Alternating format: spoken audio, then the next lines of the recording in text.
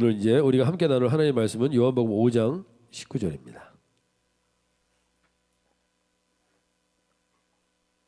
아까 읽었으니까 제가 읽어드릴게요. 그러므로 예수께서 그들에게 이르시되 내가 진실로 진실로 너희에게 이르노니 아들이 아버지께서 하시는 일을 보지 않고는 아무것도 스스로 할 수 없나니 아버지께서 행하시는 그것을 아들도 그와 같이 행하느니라.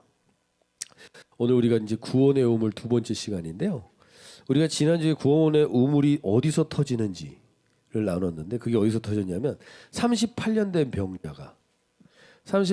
병자가 아무도 없어요. 자기를 도와줄 사람도. 그리고 자기가 아무것도 할 수 없어요. I'm nothing. I have no one. 그랬더니 거기에 예수님이 직접 찾아오셔서 그들의 인생 가운데 구원의 우물이 터지는 인생을 경험하게 해주죠. 안진뱅이가 일어나는 걸 경험해요. 그래서 그런 변화들을 잊고 나서 이 I am nothing이었던 사람이 다시 I am something으로 갈 수 있다고 말씀드렸어요. 그래서 7 귀신이 들어온 얘기 했잖아요. 그죠? 그래서 더 안 좋아질 수도 있어요. I am nothing 갔었는데 다시 I am something으로 가니까 이때는 다시 하나님의 은혜를 경험하기가 더 어려워질 수도 있어요. 그래서 그런 상태에 있는 것을 방지하기 위해서는 거기를 I am nothing인 상태에 있는 사람을 occupy, 누군가가 점령하고 있어야 돼. 주인이 있어야 돼. 그래서 지난주에는 I belong to Jesus. I am nothing으로 끝나시면 안 되고 I belong to Jesus로 가야 돼. 그래서 이제 나는 내게 아니야. 나는 주님이 점령한 자리야. 점령한. 그러니까 그분께 물어보는 자리로 가는 게 이게 구원의 우물이 터진 인생이 살아가는 삶의 방식이라고 나눴습니다. 오늘 두 번째 이제 구원의 우물을 우리가 그럼 그 구원의 우물의 내용이 어떤 것인지를 좀 살펴보려고 그러는데 그러면서 이번 주에 그 마태복음을 저희가 지금 통독하고 있는데 마태복음 통독하면서 이 말씀이 저한테 좀 마음에 와닿았어요. 하나님이 마태복음 13장 44절에 함께 한번 읽어볼까요? 천국은 마치 밭에 감추인 보화와 같으니 사람이 이를 발견한 후 숨겨두고 기뻐하며 돌아가서 자기의 소유를 팔아 그 밭을 사느니라. 천국이라는 이 하나님의 나라라는 것은 감추인 보화라는 얘기를 해요. 감추인 보화. 그러니까 저와 여러분이 여기 예배에 오는 이유를 분명히 아셔야 된다는 거야. 여기 오는 이유가 뭐냐?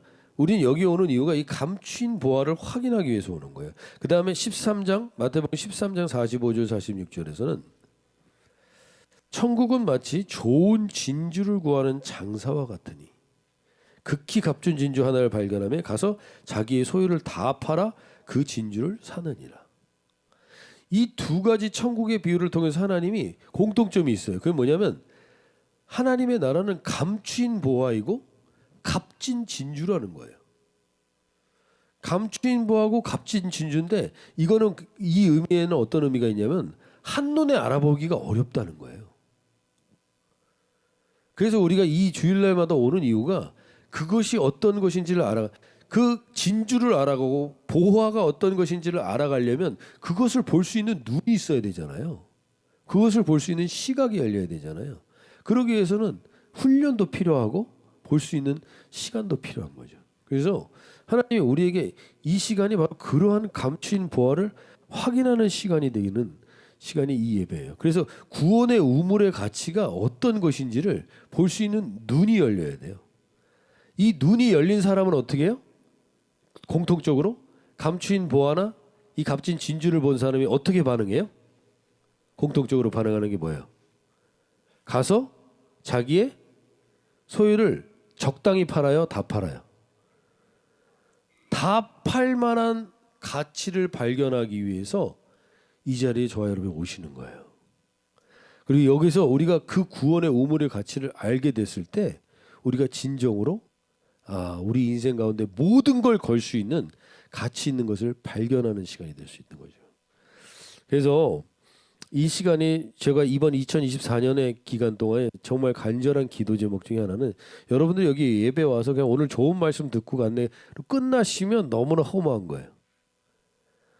나에게 이 보물을 발견하는 눈이 열렸느냐, 이 보화를 발견할 수 있는 눈이 열렸느냐, 이게 제일 중요한 이 예배의 중요한 포커스예요.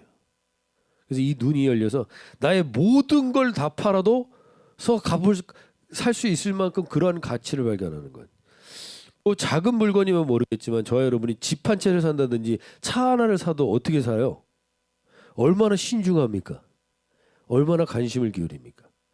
적어도 그 정도의 관심 이상은 가지고 우리가 예배에 참석해서 주님의 이 천국의 보물, 구원의 우물의 가치가 어떤 건지를 좀 볼 수 있는 눈이 열리기를 간절히 소원합니다. 저부터도 그 눈이 열리고 여기 함께 예배드리시는 분들이 올 때마다 그 눈이 열리셔야 돼요. 말씀을 보면서 그 눈이 열려야 되는데 이 실제로 있었던 일이거든요. 이게 뭔지 아세요? 어떻게 하셨어요? 역시 값진 진주를 알아보시는 거. 우리 모르잖아. 이게 값진 진주인지 어떻게 알아? 이런 진주가 어디 있어? 어?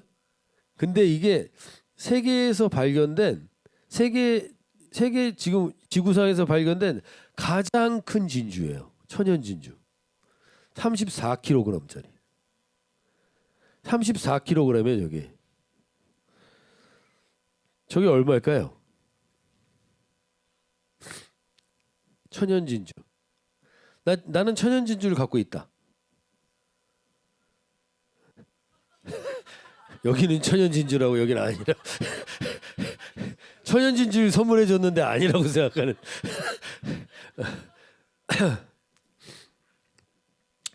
이 천연 진주를 가진 사람은 흔치 않아요. 천연 진주 되게 비싸잖아요. 이게 1억 달러래요. 1억 달러. 그러면 1,000억이에요. 1,000억. 1억 달러면 뭐 다들 갖고 계신가 보죠. 별로 놀라시지 않는 거 보니까 이 돌덩이 같은 게 이게 1,000억이라는 거예요. 근데 이게 발견된 게 되게 재미있게 발견돼요. 이거를 이 필리핀의 팔라완이라는 부근에 있는 어부가 이거를 가지고서 발견해서 가지고 왔는데 일단 돌이 좀 신선하게 생겼잖아요. 그러니까 집에서 부적처럼 모셔놓은 거예요. 행운을 가져다 줄 부적으로. 그 부적으로 집에다 모셔놓고 몇 년을 있었는지 알아요? 10년을 있었어요. 10년 동안 집에 부적으로 놓고 있었어요. 이거를. 그랬다가 이 집에 불이 난 거예요.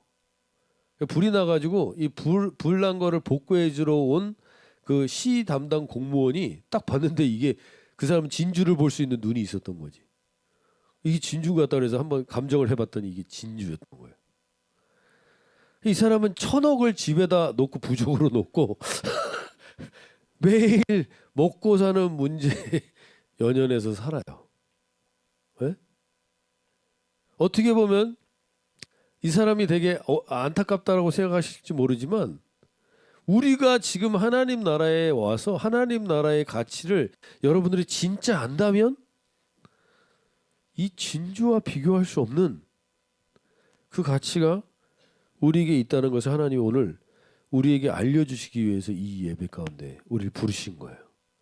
그래서 이 눈이 꼭 열렸으면 좋겠어요. 하나님이 우리에게 주시는 이 가치가 어떤 것인지, 이 우물의 가치가 어떤 것인지 그 눈이 꼭 열렸으면 좋겠습니다. 그래서 내가 가지고 있는 것의 가치를 모르고 그냥 부적처럼 사용하지 말고 예배 때 안 나오면 찜찜하니까 그냥 나와 있는 게 아니라 이 예배 때 진정한 1,000억 이상의 가치가 되는 진주를 발견하는 그런 예배가 되셔야 되는 거죠. 그래서 그런 구원의 우물이 터지는 한 해가 되길 원합니다. 그래서 38년 된 이 병자가 병을 낳은 건 엄청난 일이에요.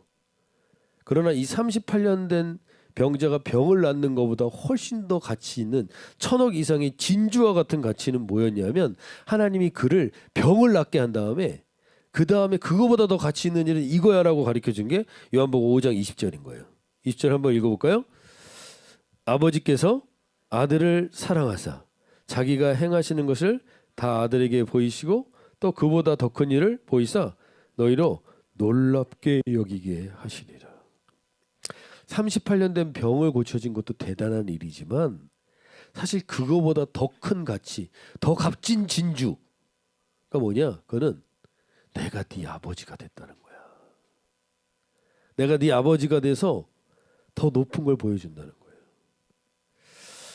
하나님이 우리에게 아버지가 됐다라는 거, 부모의 영역. 오늘 박성희 원사님 간증을 통해서 저도 그 은혜를 받고 또 저희 아버지를 떠올려 보면 참 좋은 아버지를 만났다는 은혜가 있어요. 근데 그 아버지와 부모님의 영향력은 몇 살까지 영향을 미칠까요, 우리에게? 그 부모의 영향력이.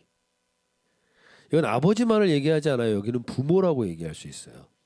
그 부모의 영향력이 그다음 보여주시면 4세 때부터 있어요. 그죠? 왜 아빠는 무엇이나 할 수 있어. 4세 때는. 그죠? 7세 때는 아빠는 아는 게 너무 많아. 정말 많아. 그다음에 8세 때는 아빠와 선생님 중에 이제 선생님이 갑자기 등장했어요. 선생님과 아빠 중에 누가 더 똑똑하지? 어? 그러다가 12세 때는 아빠는 모르는 게 많구나. 알게 돼요. 예? 그다음에 14세 때는 우리 아버지요? 세대 차이 나요. 그죠? 지금 우리 아들들과 저의 사이가 그렇겠죠? 아직 주와는 요 정도 관계 요건가? 그래요. 요걸로 왔구나 이제 여기. 저희 아들들은 여기를 갔어요 이제. 아버지하고는 세대 차이가 나요. 25세 때는요. 아버지는 꼰대고 기성세대는 같습니다. 이렇게 되는 거죠. 25세 때 제일 아버지를 무시하잖아요 이때가. 그 다음에 30세가 넘어가면서 자기도 결혼하거나 아이를 낳으면서 이제 알게 돼요. 아버지 의견도 일리가 있었네. 그러다가 40세 때는 우리 아버지였다면 어떻게 할까? 그러다 50세 때는 아버지는 훌륭한 분이었어. 여기 지금 우리 호연 형제는 아버지 요 정도고 그죠? 여긴가? 우리는 여기잖아요. 그죠? 그러다 60세 때는 아버지가 살아계셨다면 조언을 들었을 텐데. 뭐예요? 우리가 아버지가 우리 인생에서 아버지와 어머니가 우리 인생에서 미치는 영향이 어떤 거예요? 평생이에요. 평생. 어릴 때부터. 그래서 이 아버지와 바른 관계를 갖는다라는 거. 이건 참 감사한 일이에요. 박 권사님도 그렇고 저도 그렇고 여기 몇몇 분들은 정말 좋은 아버지를 만나신 분들이 있는 것 같아요. 그런 분들은 정말 아버지를 통해서 하나님을 정말 깊이 느낄 수 있어요. 그렇지만 그렇지 못한 경우가 더 많은 것 같아요. 한 50% 이상은 아버지를 통해서 하나님을 만나면 하나님과 아버지가 오버랩되는 순간 하나님을 믿고 싶지 않은 마음이 들 수 있는 사람들도 있어요. 그래서 저와 여러분이 바른 아버지는 아까 그 얘기하셨던 것처럼 자식의 허물을 덮어주고 모의고사가 집으로 날라온다라는 걸 몰랐던 저도 똑같은 케이스. 그런 것들 근데 그 허물을 어떻게 해요? 덮어주죠. 너그러운 아버지. 자식의 생명이 위급할 때 자기의 모든 거를 다 걸고 자식을 구하죠. 그리고 자기가 먹고 입히고 교육하는 의무를 다 하죠. 그리고 아까 박 원장님이 얘기했던 것처럼 자기의 말로 애한테 자꾸 가르치려고 하는 게 아니라 삶으로 가르치려는 태도. 그리고 마지막에 결국엔 아들에게 우린 무엇이든지 물려주게 돼 있습니다. 무엇이든지. 그것이 어떤 것이든지 반드시 물려주죠. 그래서 여러분이 아까 우리 그 사랑이라는 찬양이 있죠. 그 사랑이라는 찬양을 지은 분이 아버지가 무슬림이었더라고요. 그래서 그 무슬림 아버지에게서 우리 한국 사람인데 무슬림 아버지가 있기도 쉽진 않은데 그런 것들이 아픔이 있을 수 그런 아픔이 있는 사람들도 있어요. 다 좋은 아버지만 있지 않거든요. 그리고 그때 그렇지만 어찌됐건 뭔가를 물려주게 되잖아요. 그리고 그때 분당 우리교회라고 그 이찬수 목사님이 계시죠. 그 목사님 아버님도 작은 개척교회를 하다가 늘 교회 안에서 문란이 있으니까 문제만 생기면 이거 갖고 금식기도 하러 올라가시고 그랬는데 그때는 문제가 너무 컸나 봐요. 그래서 그 문제를 갖고 금식 기도하라고 40일 금식 기도하라고 올라가셨는데 문제가 너무 힘든 상황이었는지서 그랬는지 몰라도 물도 안 드시고 금식을 하시다가 금식 16일 만에 세상을 떠나요. 그러니까 아버지가 기도하다가 세상을 떠나니까 얼마나 충격적이에요. 교회라 하나님이라는 존재가 너무 믿어지지 않을 거 아니에요. 어떻게 기도하는 사람을 그렇게 데리고 가? 라는 생각이 들었겠죠. 되게 부정적이었는데 어머니는 해석이 달랐대요. 어머니는 아버지는 기도하다가 하늘 가는 영광을 경험했지만 목회의 열매는 보지 못했다. 어머니는 아버지가 기도하다가 죽으신 게 영광이라고 해석을 하는 거예요. 그래서 그 목회의 열매를 네가 거둬야 된다면서 계속 이찬수 목사님한테 목회를 해야 된다 그랬다는 거예요. 자기는 너무 싫었는데 아들마저 죽이려고 그러냐고 막 그랬다는데 그렇게 막 반항하다가 결국엔 하나님 믿었잖아요. 그리고 나서 그분이 이제 개척하고 교회를 하는데 이해할 수 없게 사람들이 몰려오더래요. 그러니까 아버지의 기도의 열매가 자기에게 있게 되는 것을 경험하게 됐다고 그러더라고요. 뭐든지 우리는 물려주게 돼 있어요. 아버지로서. 그래서 좋은 영향력을 받았던 그렇지 못했던 우린 뭔가를 물려주게 됩니다. 그래서 하나님이 우리에게 무엇보다도 좋은 아버지가 계셨던 분들은 그 유산을 가지고 하나님과의 관계를 더 깊이 가져가시면 좋겠고, 만약 아버지와의 관계가 온전치 못해서 그 하나님과의 관계로 더 깊이 못 들어가시는 분들이 있다면 오늘 예수님께서 우리에게 명확하게 말씀해 주십니다. 너에게 하나님이 아버지가 됐다라는 건 이제 이 일이 일어난 거야 라고 알려주시는 게 뭐냐면 요한복음 5장 24절이에요. 함께 선포해 볼까요? 내가 진실로 진실로 너에게 이르노니 내 말을 듣고 또 나 보내신 이를 믿는 자는 영생을 얻었고 심판에 이르지 아니하나니 사망에서 생명으로 옮겼느니라. 아멘. 자, 이제 이전에 어떤 일이고 어떤 부모님의 영향력을 받았던 이제 이전 것을 하나님이 사망에서 생명으로 옮길 수 있다고 말씀하시는 거예요. 그것은 하나님이 네 아버지가 되면, 하나님을 믿는 믿음으로 하나님이 네 아버지가 되면 이전에 육신의 부모님이나 어떤 영향에서 잘못된 영향에서 우리가 회복되어서 하나님 아버지로 인해서 이제 사망이라는 영향이나 심판이라는 영향이 나에게 미치는 존재가 아니라 생명의 영향을 미치는 존재로 하나님이 바꿔주신다는 거예요. 이게 우리가 하나님을 아버지라 부르는 존재의 가치인 거예요. 그러면 이 가치는 천억의 진주와도 비교할 수 없는 그런 가치라는 거죠. 그런 값진 가치를 하나님이 오늘 저와 여러분에게 회복시켜 주시겠다고 말씀하시는 겁니다. 그래서 우리가 하나님을 오늘 그 아버지로 다시 한번 확실하게 인정하실 수 있는 선포가 있으셨으면 좋겠어요. 그래서 갈라디아서 3장 26절입니다. 함께 한번 읽어볼까요? 너희가 다 믿음으로 말미암아 그리스도 예수 안에서 하나님의 아들이 되었으니. 아멘. 아멘이 이렇게 시원치 않으셔야. 다시 한번 믿음으로 선포해 볼까요? 너희가 다 믿음으로 말미암아 그리스도 예수 안에서 하나님의 아들이 되었으니. 아멘. 하나님을 아버지로 부르는 순간 이제 사망은 생명으로, 심판은 회복으로 임하는 거죠. 내 아버지가 어떻던 건 이미 지나간 거예요. 내 부모님이 어땠던 건 이미 지나간 거예요. 이제 하나님께서 사망에서 생명으로 옮기는 진정한 회복을 참된 아버지를 통해서 우리에게 이루시겠다는 것입니다. 오늘 저와 여러분 가운데 그 아버지께서 우리를 어떻게 인도하시고 인정하시는지를 한번 보여주는 말씀이 이거예요. 만약 저와 여러분 가운데 누군가가 와서 만약에 빌 게이츠가 와서 우리 부자지간을, 저는 옛날에 그런 꿈을 진짜 꾼 적이 있어요. 제가 우리 집이 좀 많이 가난했었거든요. 그때 알게 모르게 진짜 꿈속에서 그런 일이 있었어요. 이건희 씨가 나한테 와서 네가 내 아들이야 이러더라고 꿈에서. 그러니까 갑자기 내가 이재용하고 내가 형제가 되는 건가 막 이러면서 실제로 그렇다면 얼마나 좋았을까라는 생각을 했었는데 지금 지나고 나 보니까 나는 우리 아버지의 아들이었던 게 너무 감사한 것 같아.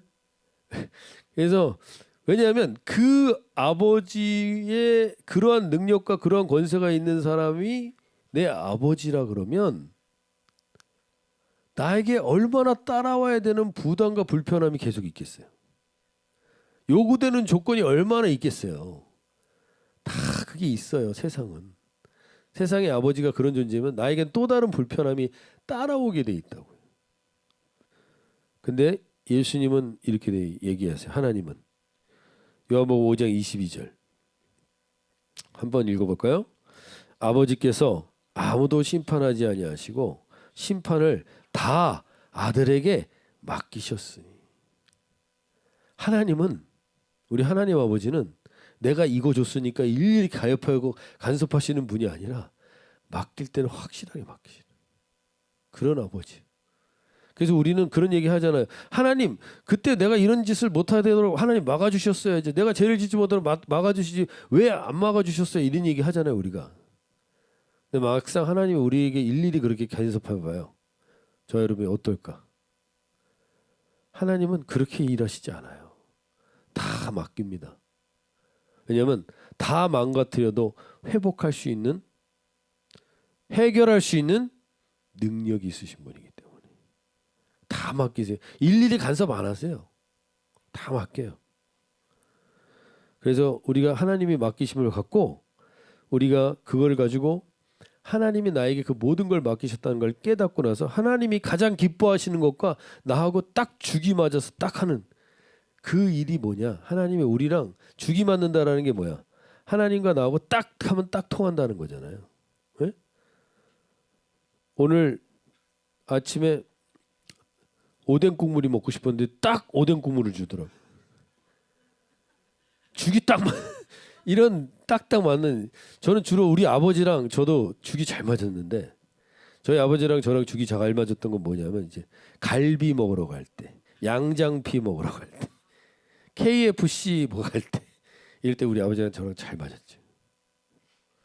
근데 이렇게 그 외에 죽이 잘 맞았던 거는 뭐 말하는 거 많았지만, 근데 하나님은 이때 딱 죽이 잘 맞는 거야. 네가 내 아들이야. 근데 난 너에게 다 맡겼어. 근데 난 네가 이거 할 때 난 너무 좋아 하는 게 뭐냐면 그게 요한복음 5장 21절이에요. 함께 읽어볼까요? 아버지께서 죽은 자들을 일으켜 살리신 같이 아들도 자기가 원하는 자를 살리는. 아버지는 뭐 하는 일을 좋아하세요? 죽은 자를 살리는 거. 생명이 죽어가는 걸 살리는 거. 근데 내 아들이 거기에 같이 하면 죽이 잘 맞아서 신이 나는 거죠. 우리 2024년에 우리 공동체가 다른 거 몰라도 아버지가 가장 기뻐하시는 이 일에 자녀된 존재로서 같이 이 기쁨을 누릴 수 있으셨으면 좋겠어요. 생명을, 죽은 자를 일으켜 살리고 그 일을 같이 하는 아들. 하나님이 그 일을 위해서 구원의 생수를, 하나님이 우리에게 구원의 우물들에서 물을 기르라고 말씀하시는 거예요. 오늘 그 가치가, 여러분들, 우리가 하나님을 아버지라 부르는 가치는요, 천억의 진주와 비교할 수 없어요. 그 이상의 가치를 우리는 가지고 있는 자들이고, 그 가치로서 죽은 자들을 살려내는 일들을 하면 우리는 인생 가운데 우리가 경험해 보지 못했던 기쁨과 희열을 느끼는 인생이 되게 될 줄로 믿습니다. 저 여러분 가운데 이러한 인생을 살 수 있도록, 결국엔요, 바른 아버지는 성경에 나와 있는 이미지를 모르면 절대로 좋은 아버지가 될 수 없어요. 왜냐하면 하나님 아버지만이 참된 바른 아버지이기 때문에. 그 아버지의 이미지를 온전히 가져가는 우리 공동체가 되고 우리 청년분들이 되시려면 하나님의 말씀을 하셔야 돼요. 진짜 아버지가 되시려면. 그래서 이 하나님의 말씀으로 진짜 아버지다운 아버지의 삶을 산 분의 모습을 잠깐 살펴보고 오늘 말씀을 마치도록 하겠습니다.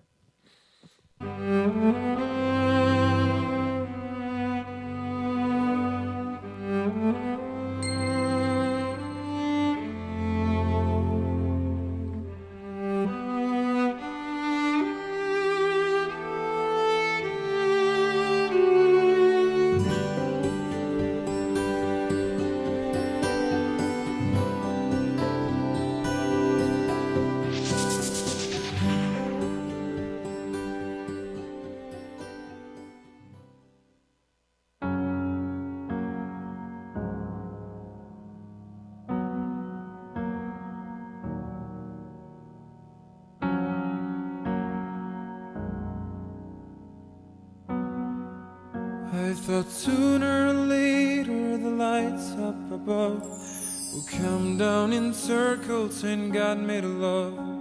But I don't know what's right for me, I cannot see straight. I've been here too long and I don't wanna wait for it. Fly like a cannonball straight to my soul. Tear me to pieces and make me feel whole. I'm willing to fight for it and carry this weight. But with every step I keep questioning what is true.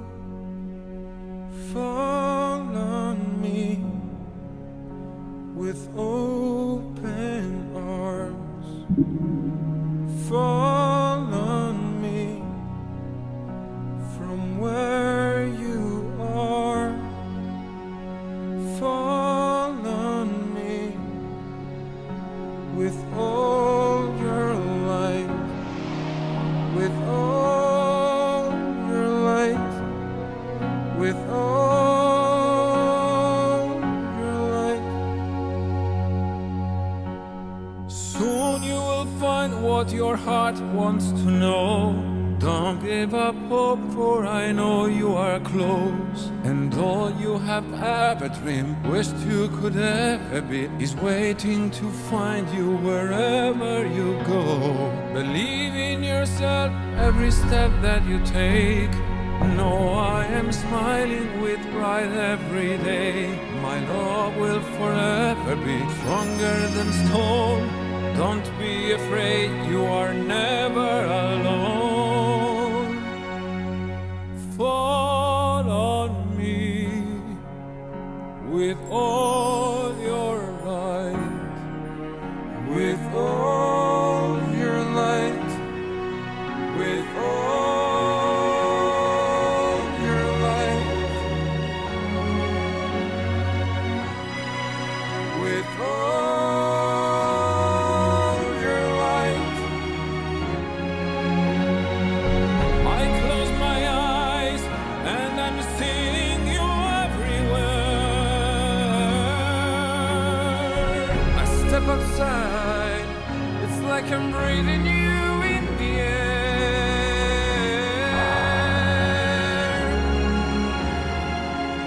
I can feel you're there.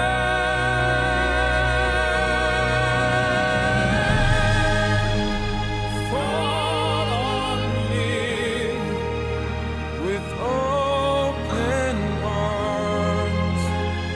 Fall on me from where you are. Fall on me with open arms. Fall on me from where you are. Fall on me with open arms. Fall on me from where you are. Fall on me with all your light, with all your light, with all your light.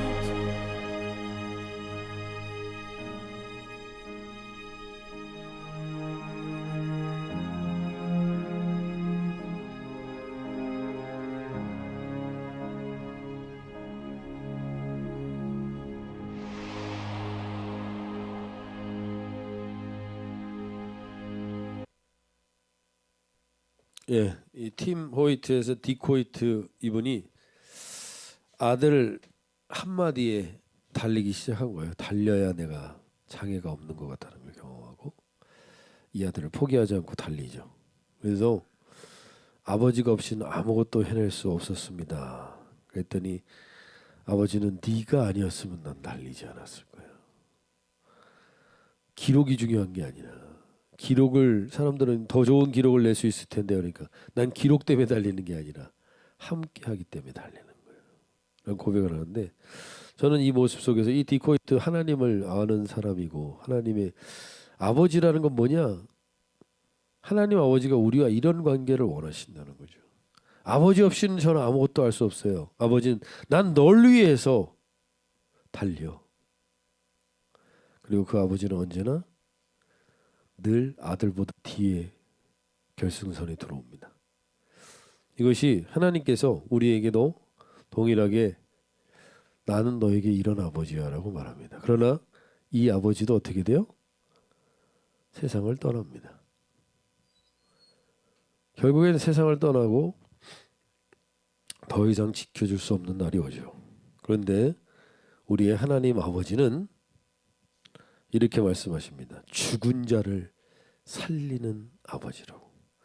오늘 저와 여러분 가운데 이 하나님 아버지됨을 다시 한번 어떤 값진 진주보다도 가치 있게 깨달아서 하나님을 아버지라 부르고, 아버지를 부를 때마다 아버지가 난 아버지 없이 살 수 없어요 할 때마다 아버지는 나를 안고 붙들고 같이 뛰어가시는 하나님임을 확인하는 오늘 예배가 되셔서 어떠한 것과도 비교할 수 없는 값진 진주를 발견하고 어떠한 것과도 비교할 수 없는 구원의 우물을 하나님 터져나오는 인생이 될 수 있기를 소원하면서 오늘 5장 25절 말씀 한번 선포하며 나갈까요?